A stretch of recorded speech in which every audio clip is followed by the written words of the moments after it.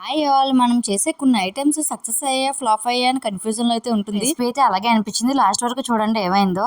ఏం చేస్తున్నానంటే నేను మేడ్ చాక్లెట్ అయితే తయారు చేస్తున్నాను. అయితే నేను చూపిస్తున్న విధంగా కిందనైతే ఒక గిన్నెలో వాటర్ తీసుకొని పైన ఒక గ్లాస్ బౌల్ అయితే పెట్టుకొని ఇందులోకి ఈక్వల్ క్వాంటిటీలో కోకో పౌడర్, బెల్లం, బటర్ అయితే తీసుకోవాలండి. తీసుకొని బాగా కరిగించుకోవాలి. ఇలా చూపిస్తున్న విధంగా బాగా కలిపి ఈ కన్సిస్టెన్సీ రాగానే మనం స్టవ్ అయితే ఆఫ్ చేసుకోవాలి. ఇలాంటి మౌల్స్ అయితే నేను మీషో నుంచి అయితే తీసుకున్నాను. బాగున్నాయి. మీకు లింక్ కావాలంటే కామెంట్ సెక్షన్ లో లింక్ అని కామెంట్ చేయండి. ఒక చాక్లెట్ లేయర్ లాగా అయితే వేసేసుకొని మనం ఫ్రిడ్జ్ లో అయితే పెట్టుకోవాలి. చాక్లెట్ మధ్యలో స్టఫింగ్ కోసం కాజు, బాదం, పిస్తా, dates, sunflower seeds, pumpkin seeds అయితే వేసుకొని ఇలా మంచిగా బ్లెండ్ అయితే చేసుకోవాలండి.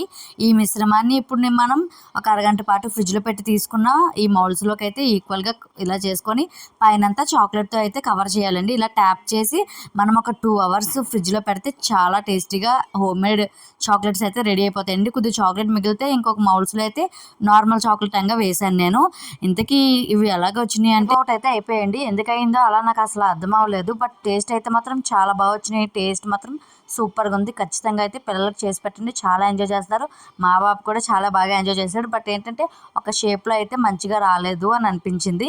ఎందుకు అనిపించిందో, అసలు ఏమైంది ఉంటుందో మీకు ఒకవేళ తెలిస్తే నాకు కామెంట్ సెక్షన్లో కామెంట్ చేయండి. నా వీడియో కానీ మీకు నచ్చినట్టయితే లైక్ చేయండి, షేర్ చేయండి, సబ్స్క్రైబ్ చేసుకోండి నా ఛానల్. ఇంకా ఎవరైనా సబ్స్క్రైబ్ చేసుకోకపోతే థ్యాంక్ యూ ఫర్ వాచింగ్.